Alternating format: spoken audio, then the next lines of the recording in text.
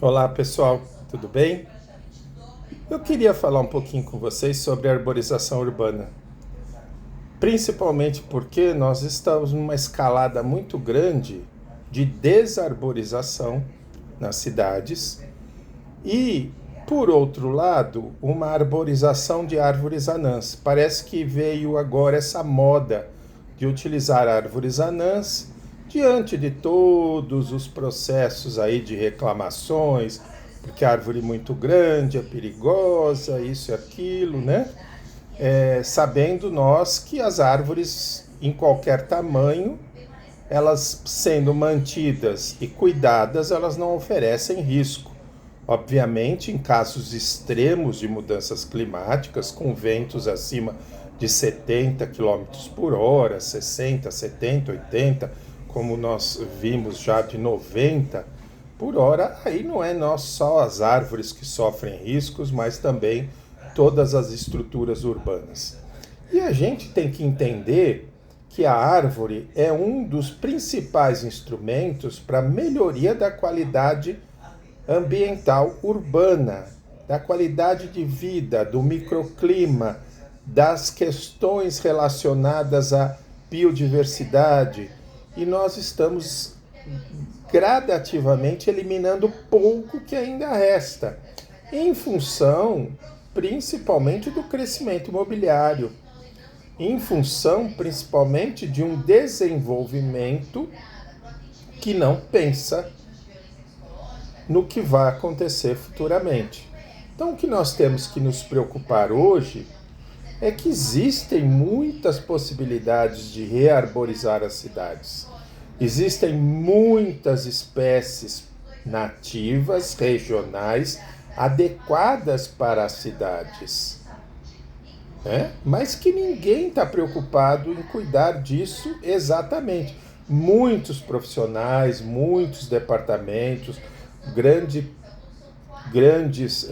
estudiosos estão trabalhando com isso, mas o que eu tenho sentido nas cidades é que isso não é um assunto prioritário. É um assunto, talvez, de terceira monta.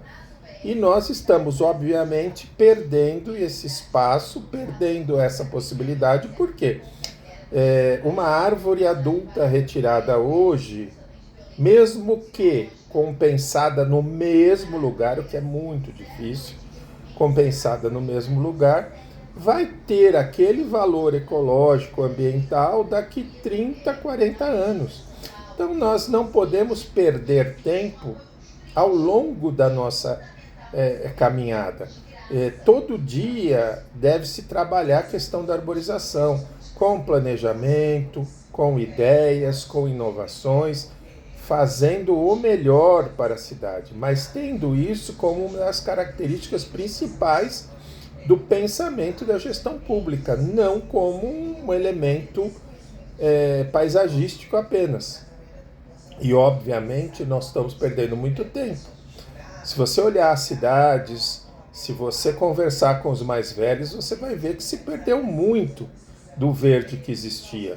E essa reposição, ou essa dita compensação, a gente não está vendo direito. Por quê? Ela geralmente é feita em outro lugar, ela geralmente não é conduzida adequadamente, ela às vezes, como nós já vimos aí em várias reportagens ou em várias situações, há reposição, mas não há um acompanhamento, aquela muda morre, não é reposta, e assim sucessivamente. Então nós temos que pensar que a obrigação primeira é da gestão pública de controlar todo esse processo, mas que a sociedade tem que intervir e auxiliar nesse processo. Não é ficar como mero espectador, porque a qualidade de vida que está se perdendo também é tua, também é da sociedade.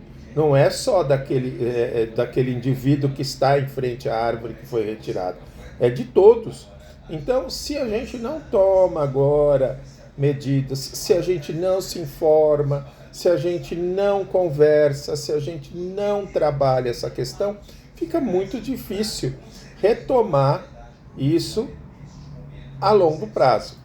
E outra coisa que a gente nota é que nós estamos criando gerações, criando nossos netos, filhos e tudo mais, sem esse foco, sem essa preocupação, né? Porque é só aquilo que a gente conhece e que a gente aprende a entender que a gente vai valorizar.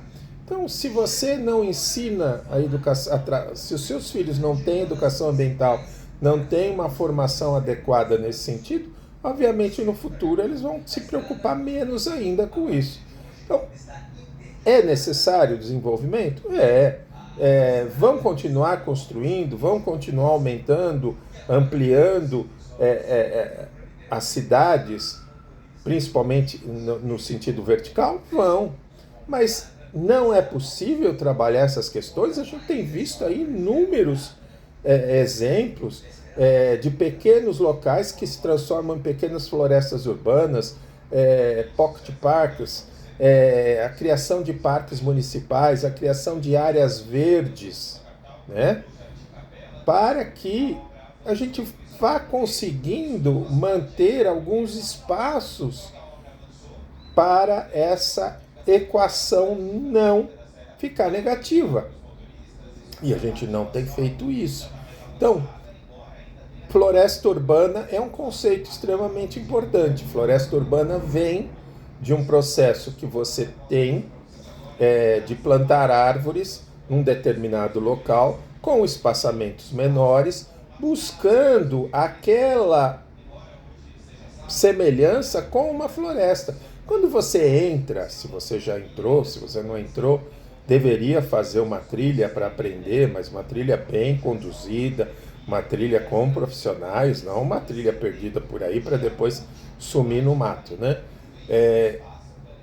Se você conhece a floresta, você vê que as árvores elas estão fechando o ambiente. E é isso que se procura com a floresta urbana, com o conceito de floresta urbana. Espaçamentos menores, mais árvores por área, e assim você tem um conjunto ali para fornecer, claro que com espécies nativas regionais, para fornecer elementos para a biodiversidade, para a ave fauna e principalmente manter um certo equilíbrio no processo ambiental daquela cidade. É basicamente isso que eu queria falar para vocês, para a gente não perder de vista. Nós estamos aí agora com esse modismo da árvore anã, estão plantando árvores pequenas que não vão ultrapassar 3, 4 metros de altura, que sequer trazem um valor embutido ecológico, são arbustos. E a gente está aceitando isso com normalidade, em prol de achar que isso é melhor. Mentira, é só estudar, e é por isso que eu falo, dentro das áreas públicas, principalmente nas áreas técnicas, é preciso técnicos, não leigos, técnicos. Mas nem todo técnico é bom, mas é melhor que um leigo. Um técnico formado sempre será melhor que um leigo.